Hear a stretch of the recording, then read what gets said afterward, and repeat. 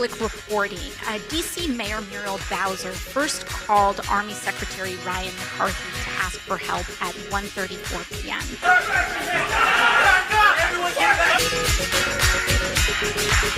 It looks now like the Capitol Police... Yeah, Pete, let me break away from you a second because things are happening very quickly.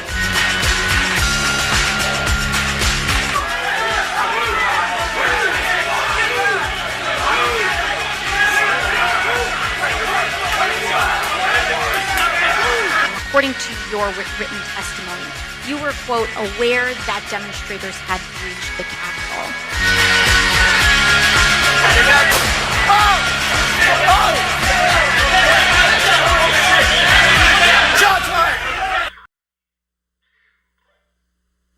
Welcome to Democracy Under Fire, a show that examines the causes of the collapse of democracy in America and around the globe, and asks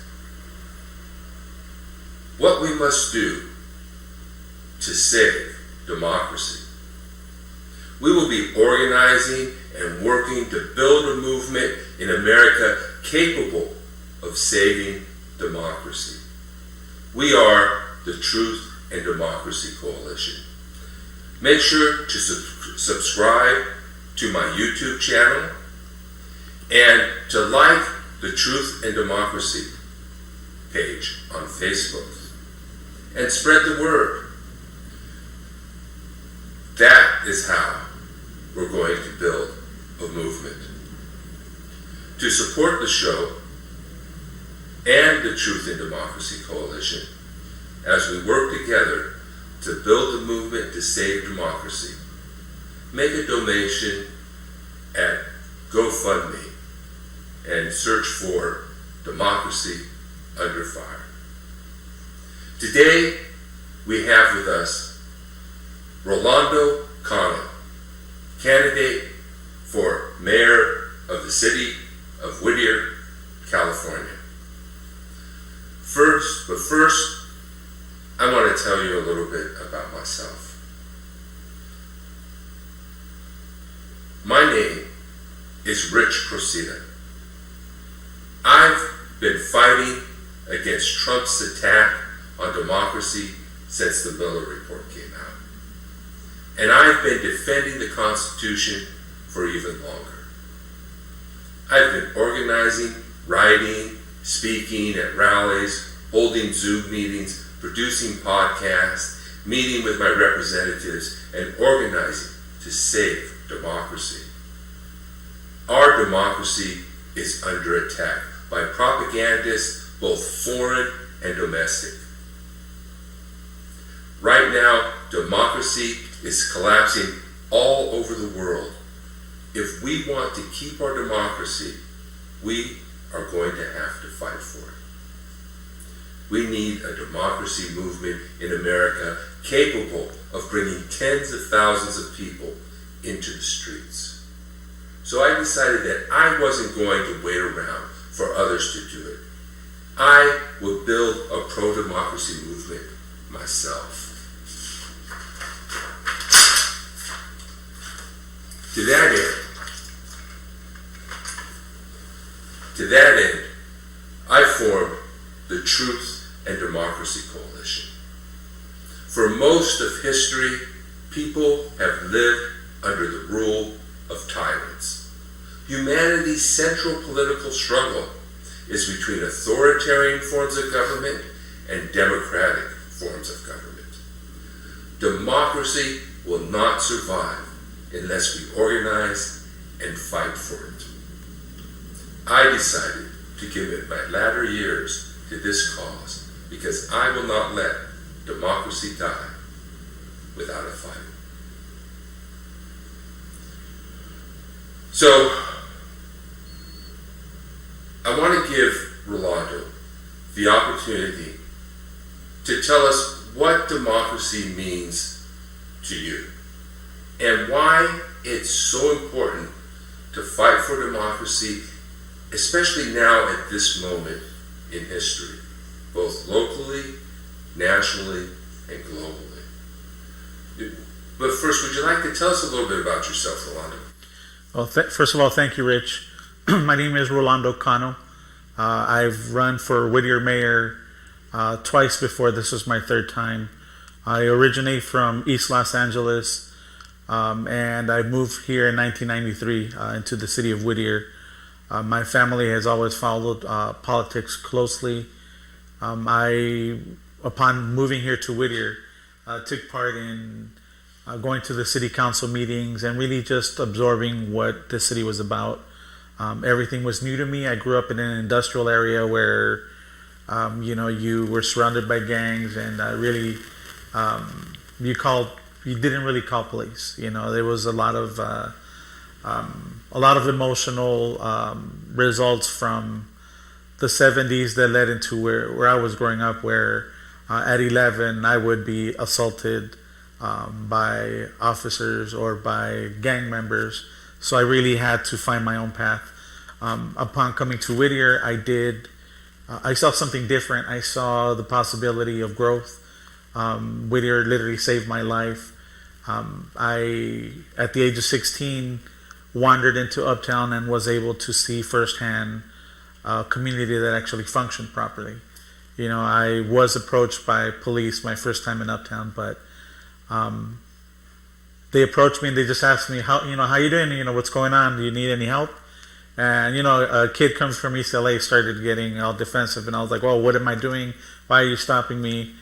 And this officer, Scoggins, who is still on the force, he was on bike patrol. He just said, well, you look like you were confused or like something was going on, so we just wanted to make sure you're fine.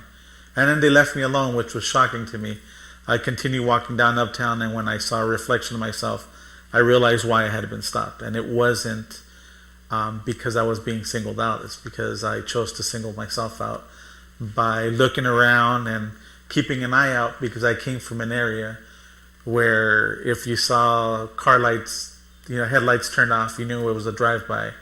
If you saw any gang members coming and the moment they caught eye with you, you knew something was going to go down. So I was always on high alert. Here I realized that I had an option to breathe, to really just take the time to learn on who I was and what I was really after. Upon attending these meetings, I got to meet a lot of local, a lot of locals that were involved in government. We had Mr. Ted Snyder, who was a big inspiration to me politically and just on what was right. One of the biggest accomplishments I ever had here in Whittier was to initiate the beginnings of my political career, which were based on truth. When someone gives you their word, you should trust that the ability to create a functioning system within Whittier, because Whittier is within a 15-mile radius, anything is actually possible here. We can make it easier for people to get out and vote without making it an obstacle. We can make every school successful because, again, we're within a 15-mile radius. There's so much we can do for the community, and our government here leads us to believe that somehow we're the minority, we're the ones that really don't fit in, and that somehow Whittier is conservative, which you get in many other cities and states. But COVID has its positives, I guess, to a certain degree. Obviously, we've lost a lot of people, but one of the things that we've been able to do is get to know ourselves. We were forced to stay indoors, and with this upheaval around the world and in the United States of Black Lives Matter and different action taken by minorities standing together, people woke up and realized that we are not the minority, we are the majority. And one of the biggest outcomes that we're seeing now is people that are gatekeepers, people that are at the cusp of their career, some of them, elderly to the point where maybe they will not be around for the next 5 years, but they're all fighting hard to suppress any kind of change. And the people have understood that the power is locally. You have your presidents, you have your governments, you have your assembly members, statesmen, but they all make their living off of local politics, local people. The mom and pop shop produces more profit for the senator, for mayors, for even the president to take any kind of action. When they give us something back, we're like, oh, well, you know what? They're taking that money out of my pocket without us understanding that from the very bottom, they've already taken it.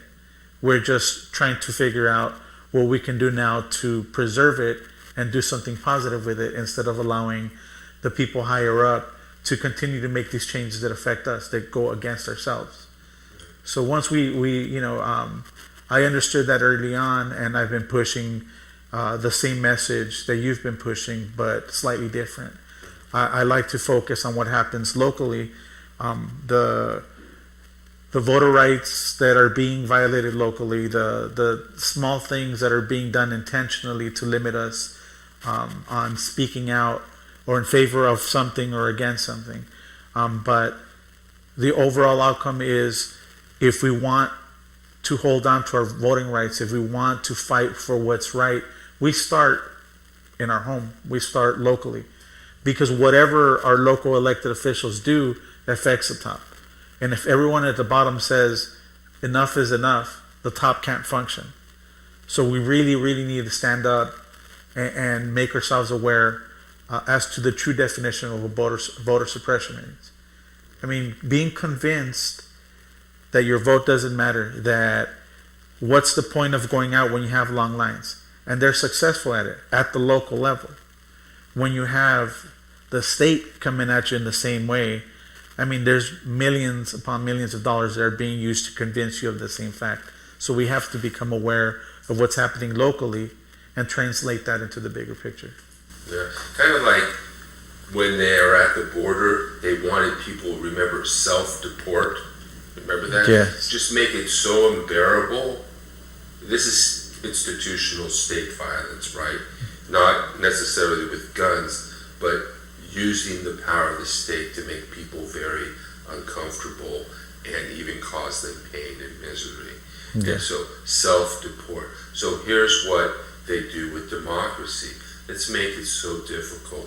Let's make it painful for people to vote. That makes it less likely for people to vote so that they can have more control, more power. So we have like changing the date of an election to an off-cycle election so that there's a lower voter turnout, as they did in Whittier, and specifically doing it for that case, for that reason. Correct. That's a form of voter suppression. I mean, you're looking for less voters. You're looking for your voters and make it harder for people. That's what the recall election is about, right? You don't need as many signatures to get a recall. You get the recall, you got another shot at trying to overturn the will of the broader public, which have voted the candidate into office. And Governor Newsom hasn't done anything wrong. Correct. There's no reason to remove him from power, but because there's a procedure that one can use to try and push somebody out of power, but you're abusing that process when you're doing that, because it's not meant to be used just to try and get another bite at the apple, just to try and get power. It's only supposed to be used when the governor has done something, or a candidate or political office holder has done something that he deserves a recall, and there's nothing here to Correct. deserve that. Of course, and you know the biggest problem with that is, we have so many people that are organizing to remove Newsom, yet you have local elected officials like mayors with every city that they create a dangerous game. They are deciding to be in favor of this recall, and it seems like some of these people, they don't even take into account their political party. You now have Republicans and Democrats working to remove Newsom, but they themselves are not taking any kind of leadership position to do something better within their own capacity in their own town. So they are using the people as a tool, as a pawn to remove the governor, But when you really look at brass tacks, you realize that it's a power grab. I mean, this whole movement is being created with deals that are being made because there is a progressive movement. It's called awareness. And the bottom line is the people that are currently fighting against us and pushing for that recall, they're afraid of our awareness. They're afraid of even answering the most basic questions. You go to a city council meeting here in Whittier, you're not even allowed to come indoors. You're supposed to be called upon to ask a question where no one's taking notes. Even here in Whittier, where you have districts, it's not a true system. People look into gerrymandering, but here you have districts where elected officials have all decided together to vote in pulling funds that were automatically separated to support these districts into one general purse, therefore removing the intention of and the purpose of forming a district. You have all these actions that are occurring, and when it translates into something negative, they point the finger at our governor. Now, the governor has done everything possible, and there's probably more. There's always going to be objection that there's more that can be done, but he's been doing everything possible to support the majority. And the majority, I mean the people that are struggling, not the people that are waiting at home for their delivery to get there, or that are arguing that someone's job is more essential because they need to be able to go buy their items at a particular store, or they feel privileged to go in and sit down and have a meal, where the rest of us are just trying to figure out how to get the next income coming in to be able to buy a handful of items that you go to a grocery store and continuously starts, you have inflation moving up, and we're still going through a pandemic. But they point the finger at our governor when they themselves have refused to do anything whatsoever other than work against their own people. So we really need to remember awareness is their enemy. If we become aware of how things function locally, then we are able to see what they're doing at a larger level, because the bottom line is their power comes from the people that are here locally. Whatever we decide, whatever we become aware of, and whatever change we create at the bottom trickles up to the top. It's not the other way. We've been led to believe, trickle-down economics. Trickle-down economics only works for the person at the top. And another explanation for trickle-down economics is the pyramid scheme. The person at the top will always make more money than the people at the bottom. Unless we become aware and realize the people at the top need the people at the bottom to make the changes that they claim are only specific to them, and the privilege only lies in their hands. It does not. It actually is a responsibility for the people to become aware, even at the most minute level, which is, when can I go out and vote? Can I send my ballot out? They've made it so simple so that we just have to fill out a form and send it out. But they've created so much conflict that even people with the most common sense are like, well, what if my vote doesn't get here? What if it doesn't register? We have the ability to follow through and figure out if our ballot made it. But we're so bombarded with all these ads on recalling the governor or suppressing the vote one way or another. And we're starting to believe it because we have both parties working against us. Not everyone. We have people that are fighting, that are standing out and risking their positions to bring awareness to the people, knowing that they have nothing left if all this passes. They're risking it all. They're not leaving anything behind. The rest of these other people that are funding this drive to recall the governor and to create all these other changes that would make it more difficult for us to voice our opinion through our ballot, they are so efficient that, we really are falling for the most basic scam that we never would. If someone calls you over the phone and tells you, give me your information, you'll be like, there's no way I'm going to give you my information. But if someone says, you know what, don't even bother, we'll take care of it, that's when you become troubled, when you're like, wait a minute, what do you mean you're going to decide for me? Like, you're going to decide what I'm getting, how I'm getting it, and even if I'm part of this decision process? But the thing is, unless we become aware of that, we just keep stumbling upon, looking at our phones, seeing the next news flash from either Trump, Biden, or any other person. But it really comes down to us understanding what happens locally and how that affects the top. But this recall is a sham. So if we resist, we will win, because their power comes from us allowing it.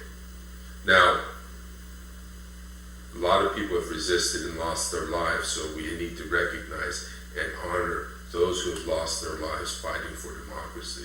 And so I wanted to ask you, Rolando, why is democracy important? What's about this time, this moment in history, is it important? Why is democracy important to you, and the right to vote important? Look, I mean, there's a lot of examples right now, but I'm one to believe that if you use what's happening now, if you really focus on not blame, but just the issues, what you're seeing, we've seen what's happening in Afghanistan. You know, we have so many sides coming towards a decision that our president has made without the realization that it was a long process. There are a lot of people that took part in this. And at the end, you know, everyone's casting blame at how this is ending. But when you look at it on the other side, being from Afghanistan, and you see this light shining for the last 20 years. You have families that maybe at one point were highly restrictive in having kids, because you're thinking, if I have a daughter, that's a danger to my child. And regardless of whatever system exists, that's a parent thinking about their child. Within these 20 years of different presidents, different leadership, both parties, we've inspired this other entity to believe that change can be created, that their voice matters. The outcome towards the end, what we're currently seeing, is that fear that we should be feeling when the people that are there see that light fading away. Sorry. You see children that are screaming, that are saying, "Save us." It's literal and it's also symbolic. You have families that are doing the same, that are tossing these kids over a wall. And it's not the first time we've seen that. We've seen it in Mexico. We've seen it in many different countries. You have these people that are seeing that light dim, and that they know that the moment this new entity, this oppressive government comes in, little to no hope will be left for their children, especially their daughters. Here in the United States, we need to understand that it is so critical to learn and understand that this can happen to us. Imagine that happens here in the United States. We would be the ones tossing our kids over to Mexico, to Canada, sending them on boats back to Cuba, if that kind of government took over here. That is democracy. That is inspiration. When we realize that other governments are going through it, and they've been going through it. 70s, 80s, when Reagan was president, we saw the terrorist attacks that were happening against our people, but we stood our ground. We're at the point where we can no longer just stand by and see things as not as big of a deal. Because of COVID-19, we see that the government shut down. We're able to restructure anything now because we're coming from a loss. Once things get back to normal, there is no going backwards, because it would not be cost effective, and it comes down to money. But the bottom line is that here we have a unique opportunity to speak up and say what's happening in Afghanistan, what's happening in Cuba, what's happening in El Salvador, in Mexico. And we ask ourselves, why does everyone want to come in? Why do they want to take what we have? It's because it matters. When we reach a point where we're tossing our kids over the border in the opposite direction, it's too late. We see many political activists, not from the past, but now, that are children. Half of them, we don't even know their name. They speak once or twice, but they're carrying that message to try to create change. We need to remember that there's still a population that experienced what was and what is, and we should remember why we fought hard to be the United States that we were once. Even now, that light that's fading away in Afghanistan for the hope of democracy, of having the ability to speak up and defend your own. That's us. That light that's dimming is our light that's dimming in their eyes. So we have to realize that this voter suppression that's occurring, whether it be minute or major, that is our light that continues to extinguish here within the United States. And unless we realize the sacrifice that people have made, all these kids that have died on the streets. Where I grew up, I lost a large majority of my friends. By the time I was 16, I was stabbed on 3 different occasions. Shot at, never a gang member, beat up by officers, beat up by gang members, fighting back. I fought tooth and nail to get to where I'm at today, which is believing that there's something better. If we don't fight for what we know and what we believe is better, regardless of what side you're on, there'll be nothing left, and we will eventually see ourselves putting our kids over the border on the opposite end. We need to fight for our rights because they're using our money. People will say, well, you know what? I don't want to pay for that. We're taking care of them, this and that, the liberals, the Republicans. I mean, it goes back and forth. But in the end, we're fighting for something that's already been taken away. The thing is that the people that are pulling the strings, they're fighting for the right to just use the money any way that they want, pointing fingers on things that don't even exist. I mean, the boogeyman, great. You should be afraid of the boogeyman, but until we know what that is, it's just a fable. It's a story they tell us. We have to understand our position, and we have to realize that light that's extinguishing in Afghanistan for those people is our light, and we have to keep it burning bright here so that we could go back and inspire the rest of the world. We have to keep the beacon of democracy lit in America, not only for the sake of Americans and our democracy and our way of life and our freedoms and our civil and human rights, but for the sake of democracy around the world. Because we have not been a friend to democracy, the United States, even though people want to say, oh, we've tried to help promote democracy around the world. Truth is, no, we've been an enemy to democracy in many parts of the country. So it's not true that we've tried in any significant way to establish democracies. And now Afghanistan is a huge failure. But so was Egypt. We lost Egypt. Correct. And so was the Arab Spring. And so one of the things that I've been looking at as the causes of this is the widespread dissemination of disinformation, not just by national sources, but by international sources. And so we get all these boogeymans you're talking about, and they want to divide us. And it's happening all coming down from the top.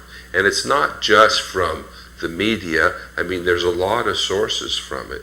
So people are being set against each other, American against American. And we need to see past that. We need to see that fellow Americans, no matter their race or religion, they are fellow Americans, and we need to treat them as such. And even foreigners. The Bible says, welcome the foreigner. Treat the stranger, your neighbor, as yourself. And so this is what we need to do, of course. And so do you have an idea of what has led to this moment? What is causing this collapse of democracy? I have an idea because I think it's the basic fundamental struggle of humanity. We've had tyrants for most of human history. We're trying to develop a system that can respond to the will of the people, and the tyrants don't want it. Correct. You know what? I've seen a lot of changes occur in the last 10 years. Maybe that's related to my initial involvement in local politics, but it is very critical to understand what's behind that sheet. You know, we hear Wizard of Oz when Dorothy pulls that sheet and sees the truth. When we start peeling away at this layer and you start seeing the truth, you understand that we don't have geniuses running government. I mean, some of them are highly qualified, but there's a large majority that are businessmen. And the businessman does what they do best, create business. Now, one of the things that we've seen since the 90s is that that model translated into a corporate one, where the corporate model no longer sees faces, they see numbers. You know, the original models saw the face and said, this individual holds value. This individual holds value. And you're valued for being an individual, what you bring into this model. When you have this corporate model and numbers only matter, results equal in both success, but they also continue going with failure. Because the corporate model's failure adds additional funding. We see that in education, we see that in government. If you have one city that's struggling or one side of the city that's struggling, traditionally you flood it with a lot of funding to try to create this balance. But with the corporate model, that's just another access to funding. You go in there and you no longer create a program that's successful, you create a conversation. You have that when it comes to the homeless situation. You have that when it comes to many political decisions. You have that when it comes to education. They see failure as additional funds. And when those funds that are creating this failure within this conversation start going down, then you create this other access to pull money from the people and flood it with additional conversations about the original conversation. So in the end, you have no reason to succeed because failure is success. You see that everywhere. You see it in elections. You have some people that, like yourself, that are creating this movement, that are getting the knowledge out there and using the original model. Each individual holds value. That means something again, especially with COVID, but these people with this antiquated model see it as, you know what, instead of bringing more people and using them as a valuable asset for myself to get reelected, I'd rather shut it all down and get the people that understand the least to come out and vote because I already have that system set up. So my results don't even matter. Failure or a lack of local interest or interest overall for the population to come out and vote is not a factor in a lot of these movements and a lot of these elections and a lot of these changes. So what's the easiest way to ensure that the person that sees value in the individual is controlled? Well, they'll control access to your ability to speak up. Because the moment you hold value to each individual, you become a dangerous entity. You now have 10 people strong that will always be there. Then that'll grow to 20, that'll grow to 100, that grows to 1,000. And as long as you're holding value in these people, and these people are translating the same message, then we all become valuable. When you have a politician or a person that's a gatekeeper that's fighting against our ability to just take part in the election process, to be able to go in and vote, they make it difficult. They ensure that even if you have 100 people lined up, as long as you keep them there, you devalue their importance. And once the elections are over, if the outcome is in favor of the person that invested to remove your rights, they become stronger and you become convinced that you don't matter because they prove to you through their model, I produce success through failure. You're no longer valuable. And this is the changes that have occurred. Right now we're at a cusp where, because of COVID, you have people like yourself, like myself, and others that are speaking up saying, no, your model is broken. It's led to nothing. We spend billions on no result whatsoever other than a continuous conversation that's led us to where they've led us. And these people that are now standing up and speaking up that hold value, they're trying to shut us down. It could be as simple as them creating the ability to create the election, make it a national holiday. You know, the 5th of July, why not? Right. You know, it's Cinco de Mayo, hey, let's go get drinks afterwards. Whatever you want to do, align it with something else. Right. You create that, you have a larger turnout. But is that the intention? Of course not. You see it locally. You have our Whittier Mayoral Vinatieri and 3 other members of the council that you have Kathy Warner, Fernando Dutra, you have Martinez, who all voted in favor to change the date, knowing that the cost is really minute when you see the outcome. You have about 50-60% turnout when aligned to a national election, and when you revert it back to a June election, you have it in the teens. You have maybe 20%. I mean, that is an intention of our local government, and you see that at a higher level. But in the end, that's the corporate model. Failure works for them. The rest of us are now speaking up saying, we demand more than failure. We're tired of this failure. We demand to go back to what Reagan once said.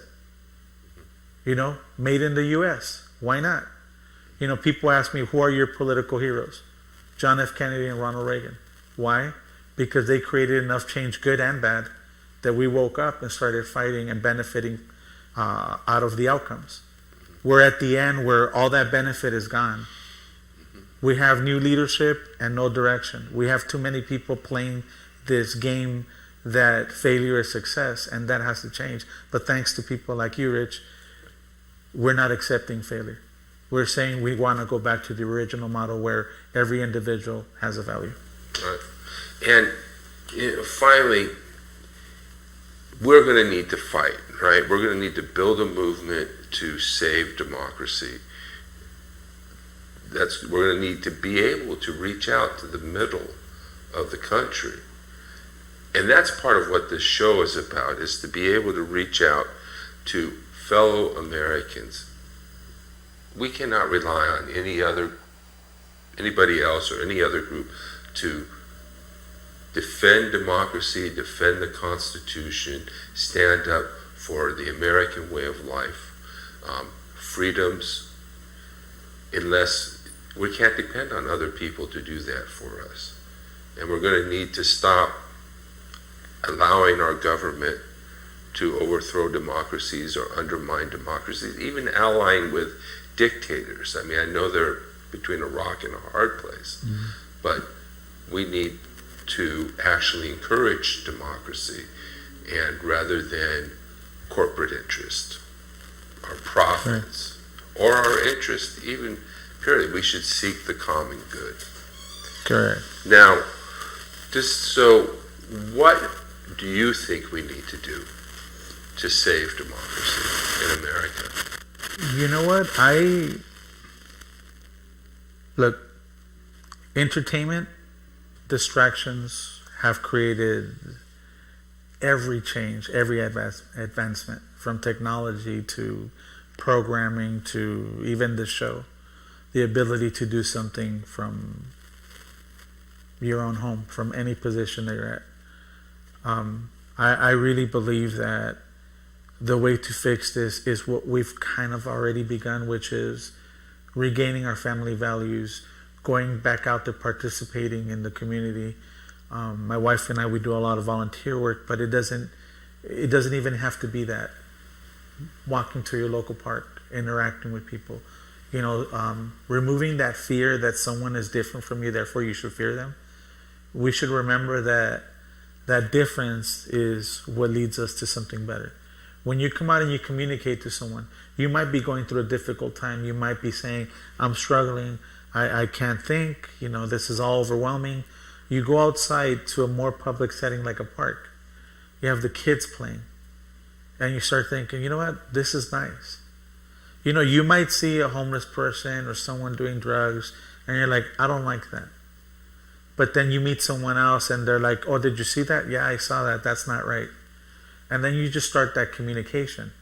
That communication is key in aligning ourselves with people, not even like-minded, because there will always be a difference. But create that link, understanding that that difference is okay. With these past few years of elections, we've been indoctrinated to believe that any change that's minute is obviously someone that's an enemy to you.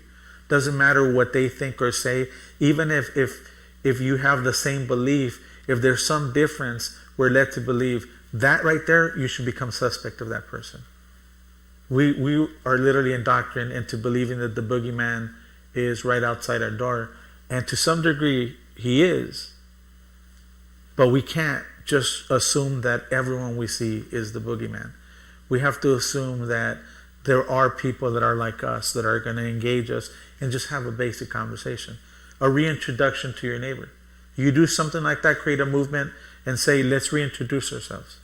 You go to a nice area, people have worked hard, but an area that doesn't struggle with basic struggles that everyone else does. People that are well off, have the super yacht, have all that. What do they have? Community. They'll go to a country club where they interact, they're eating together, they're playing together, they're speaking together. They've been doing it. It's been working for them. We used to do this. We have Rotary clubs. We have all these clubs that have created programs for the community, for our kids. Wherever your kids are, the adults go.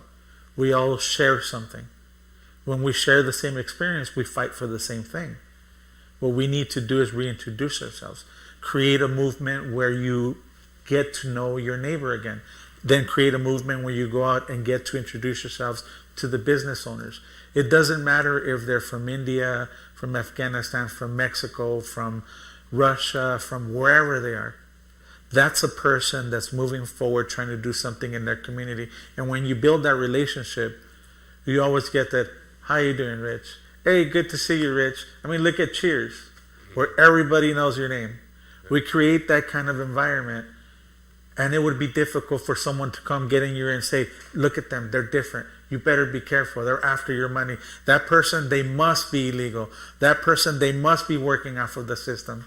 You know what? Whether that be true or not,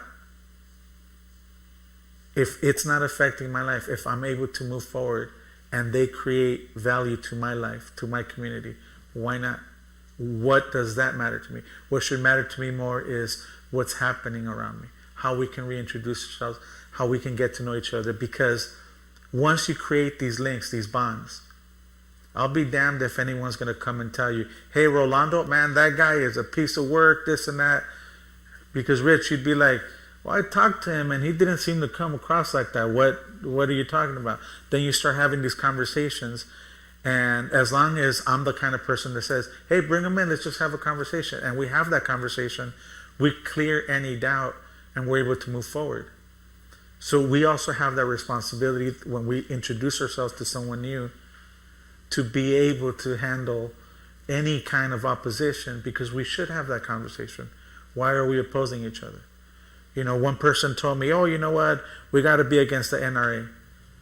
And then I met another gentleman who was in the South, who is an NRA member, leader of this gun club. And he was talking to me, I walked into this bar and he was like, you know what? You're from California. You must be one of those liberals. He's like, you probably don't even own a gun. And I'm like, of course I do. He's like, well, you're not an NRA member. I'm like, of course I am.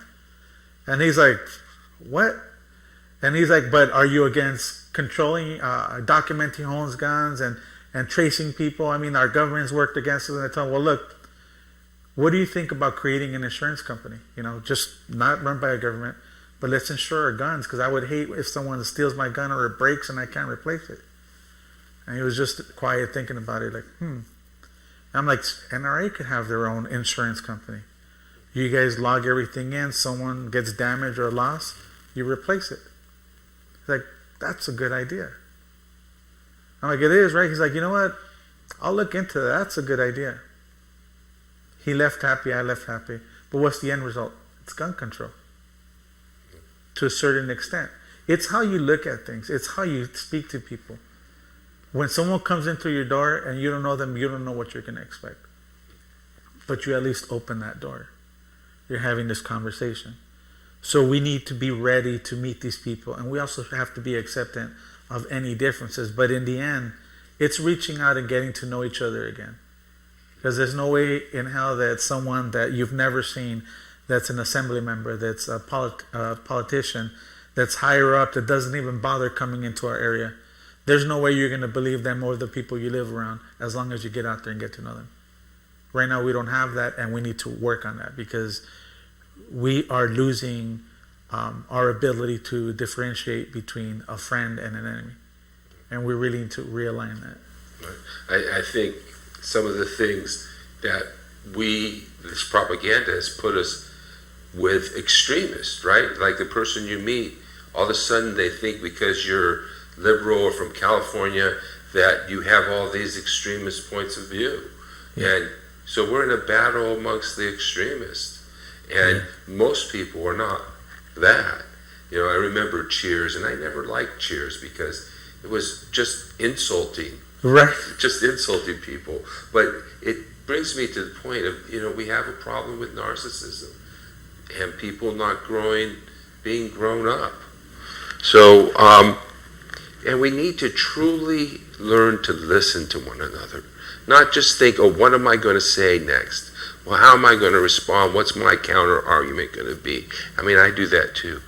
But what we need to is stop and truly listen to what the other person is saying and not jump to conclusions about what they're saying just because they may say one thing that triggers us. And that's really what this is about. We're being triggered. They're pushing our buttons. They're doing it to raise money. They're doing it to gain power. They're doing it to win elections. But it's pushing our buttons, and we need to be more discerning about the information that we consume. I agree with you, Rich. I agree with you 100%. Thank you, Rolando. So, vote no on the recall. This expensive and unnecessary election is an abuse of the recall process. It's a power grab by mega thugs and COVID deniers. Also, go to represent.us. They can help you call or meet with your senators to tell them to pass the For the People Act, the John Lewis Voting Rights Advancement Act, the DC Admissions Act, and tell them that the filibuster must not be allowed to stand in the way of democracy, nor should it be allowed to block the other party's agenda or to frustrate the will of the people. In a choice between democracy and the filibuster, democracy must prevail. Defending our constitutional democracy is more important than the filibuster, which is not constitutionally mandated. The filibuster, as portrayed by the iconic Jimmy Stewart in the movie Mr. Smith Goes to Washington, was about a man standing alone on principle. It was not about political obstruction like it is now. The Republicans are using the filibuster to overthrow our democracy. They intend to cause people to lose faith in democracy and in the Democratic Party's ability to address their concerns. Thank you for watching Democracy Under Fire. We will be airing weekly on Facebook and YouTube. So like the Truth and Democracy Coalition on Facebook and subscribe to my YouTube page, Rich Procida. Tell your friends and groups and organizations about us and to join the Truth and Democracy Coalition. That's how we're going to build a movement. And to support the Truth and Democracy Coalition and this show, go to GoFundMe and search for Democracy under fire. Thank you.